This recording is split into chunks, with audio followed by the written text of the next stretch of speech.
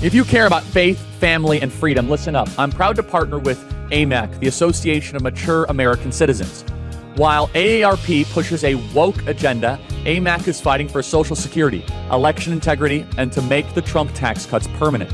You can get an AMAC membership for as little as $12 a year, and it includes your spouse. You also get discounts, benefits, and the AMAC magazine packed with conservative insight. Go to amac.us/Kirk and join the movement. That's amac.us/Kirk. Do it today. And the final question that we've got time for today is from Sammy McDonald from St. John's College.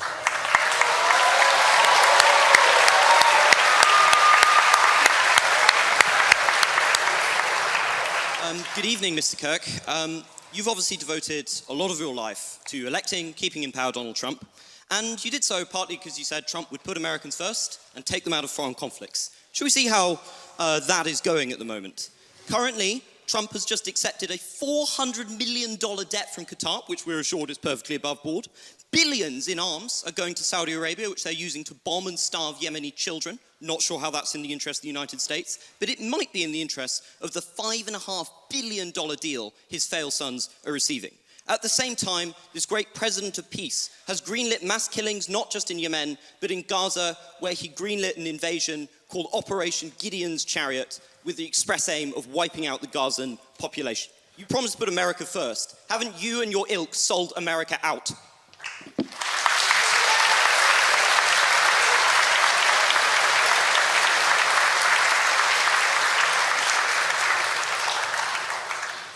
No.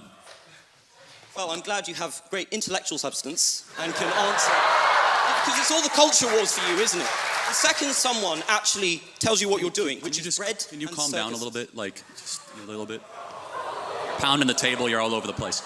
No. Do you want me to go piece by piece? Or would you like me to talk slower? I think you can... Number one, Donald Trump is convening a peace deal between Russia and Ukraine. Joe Biden gave them armaments. That's going well, isn't it? It's going well. Can you not interrupt me? Well. I allowed you to talk uninterrupted. You're famous for not interrupting.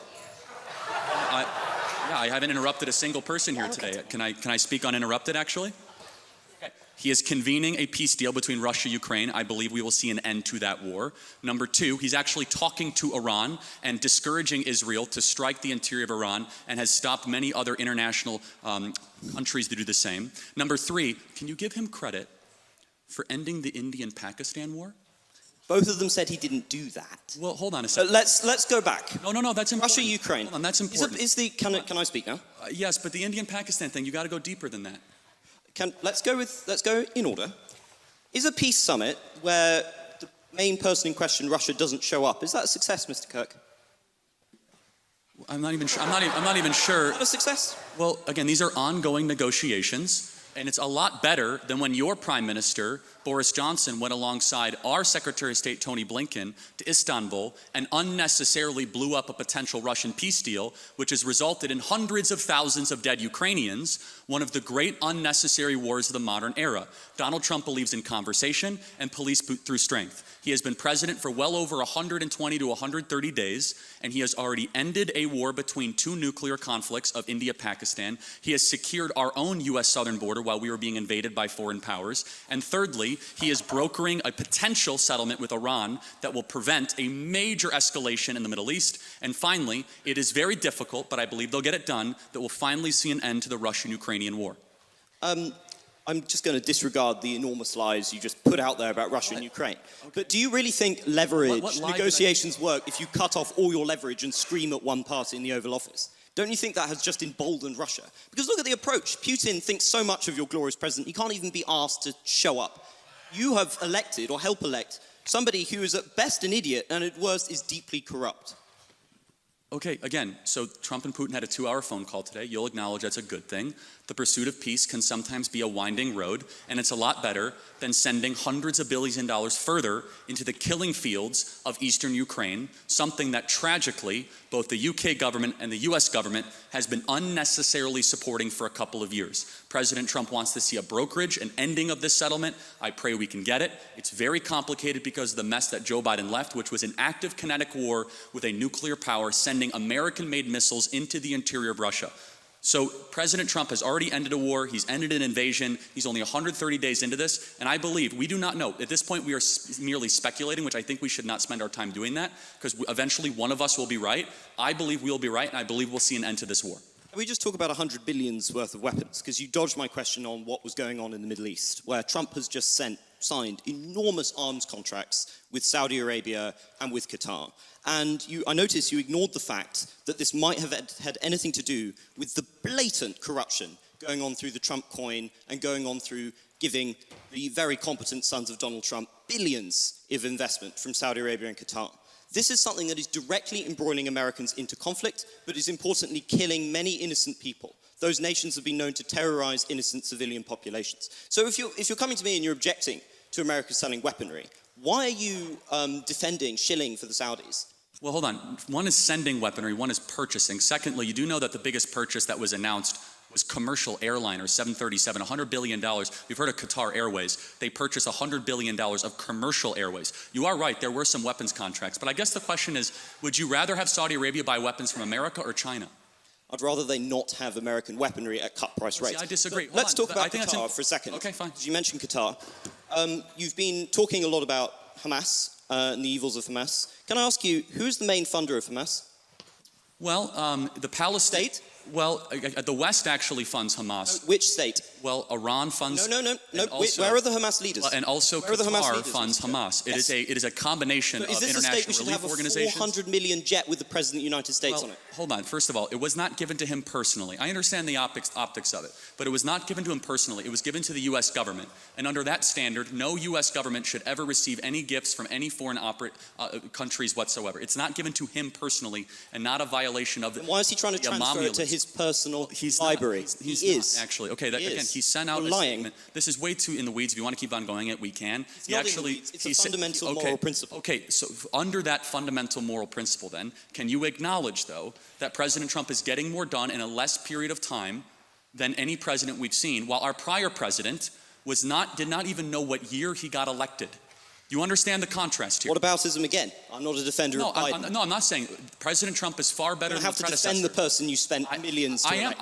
I will defend every day of someone who ends an invasion. That's all you do, is brings down the price of oil, who is revitalizing the American economy, who's brokering peace, who stopped the potential nuclear war, who is bringing Iran to the table and bringing Russia to the table, someone who does not want armed conflicts with the greatest powers of our time. I will defend that endlessly. You are living what are you defending? in a fantasy world of your own creation.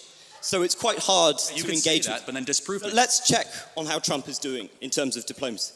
Look, with the war in the Middle East, do you think it was a defensible decision to tell the Israelis you wanted Trump Gaza to agree for Israel to invade the Gaza Strip and to continue to murder thousands of innocent children and civilians in a pointless war?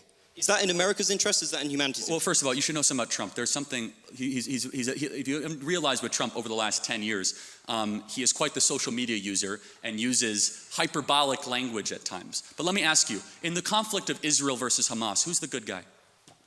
I believe both Hamas and the Israeli government are evil, but I think also that there is no justification. Are they equally? There is no justification for the murder and mutilation of thousands of innocent people and children in a futile... Let's zero in on it. There is no justification, Mr. Kirk, for invading hospitals, for bombing innocent populations and dragging out a war which is damaging Israel and the West's security. You've made that point, but...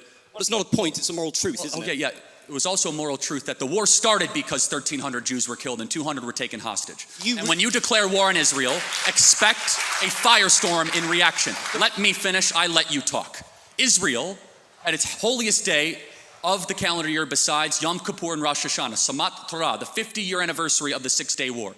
On Shabbat, Hamas invaded Israel, deciding to go recklessly to music concerts, to homes, to kibbutzes, and taking 200 plus hostages. They knew what they were doing. In one of the most cloistered urban environments on the planet, 2 million people live in a place where it's impossible to wage war.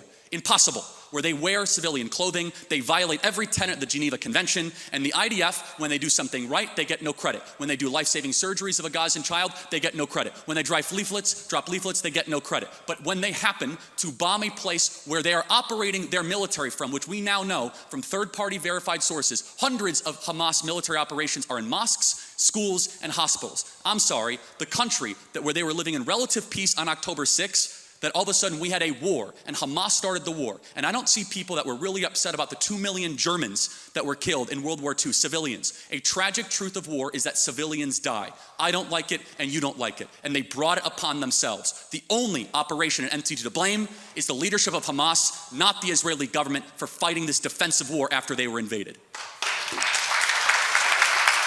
I'm no defender of the terrible pogrom that was launched against Jews on that day. But the justification for the death of innocents cannot be an infinite cycle of bloodlust. It cannot be killing tens of thousands of innocent civilians with a war with no end in sight, people who are not complicit in those atrocities. It cannot be bombing hospitals which children use. It cannot be bombing hospitals in which cancer patients are dying and starving in there. The deaths that have been inflicted, nobody knows the true toll, but somewhere between 50 and 100,000 people lie dead under the rubble. And what is left for Gaza except for to continue to suffer under Hamas? Because it turns out Netanyahu's political strategy has not worked. It has entrenched Hamas within the territories. To be a Christian, I would have thought, Mr. Kirk, would never have involved suggesting that the price for an atrocity must be an infinite cycle of bloodlust, that innocent people and the young population must be killed to avenge some kind of providential quest. How can you call yourself a Christian? Well, you just did. I want to make sure we get our moral clarity straight before we proceed. No one likes what's happening in Gaza. No one with a heart or a soul or a mind likes when kids die. But you must understand who started the conflict so that you could end it correctly. And until Hamas brokers an unconditional surrender, of which they are unwilling to do, they could release the hostages and drop their weapons and their lives would be spared. Instead, they are using children of Gaza as cannon fodder, financed by the Iranian mullahs and dragging the entire world into this conflict. So I don't even know what we're debating at this point other than I believe that Israel, I believe the facts, Israel was unconditionally attacked on October 7th. They're responding in kind. And I would just ask you a very simple moral question. How should Israel have responded? Not with the blanket carpet bombing of a city, not with bombing hospitals. Of course, some kind of military operation might have been necessary, but not murder on this scale.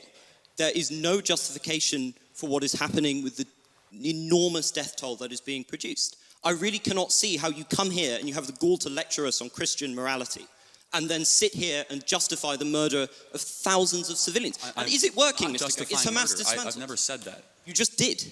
Well, no. This is your whole in thing. war, these are called casualties of a war. We're going to need to stop bringing this Again, to a close. I'm not going to justify every military maneuver of a 100,000 person army. Instead, what I will do is I'll be clear that there is a good guy and there is a bad guy. I honestly... Isn't that the morality of a child? Well, hold on. It's interesting you say that, because a child who knows that Israel is the good guy, Hamas is bad, has a lot more wisdom than a student like yourself at Cambridge University. I will be glad that I will not have been somebody who has defended the genocide of the Palestinian people. And I think you will have to reckon one day that you have reckoned with... Interesting. I want to close on this. So can you tell me what African country is currently ongoing a civil war? Believe it or not, I know about Sudan because I'm not an idiot. How about what Southeast Asian country has an ethnic cleansing going on right now? Myanmar. Good. And you have strong opinions on both sides? Unlike you, I take an effort to be informed about foreign policy and to come to conclusions. You are a culture warrior. I believe when everything is done, Mr. Kirk, people will see you and the people you've supported as corrupt, as selling the country out to the lowest bidder and of doing irreparable damage to a country I'm sure we all deep down love. The difference, I think you will have to reckon with that difference one, Mr. Kirk. Is when...